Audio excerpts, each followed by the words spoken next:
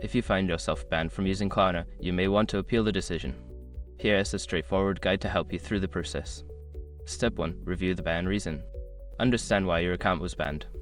Klarna typically sends an email outlining the reasons for the ban, which may include payment issues or violations of their terms of service. Step 2. Gather documentation. Collect any relevant information or documentation that supports your case. This may include transaction records, communication with Klarna, or evidence that addresses the reason for the ban. Step 3. Contact customer support.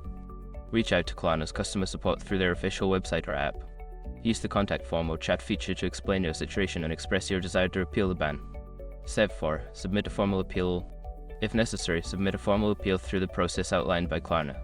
Include all gathered documentation and clearly state why you believe the ban should be lifted. Step 5. Wait for a response. After submitting your appeal, be patient and wait for Klarna to respond.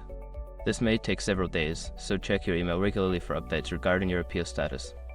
In conclusion, appealing a ban on Klarna requires understanding the reason behind it, gathering supporting documents, and communicating effectively with your customer support.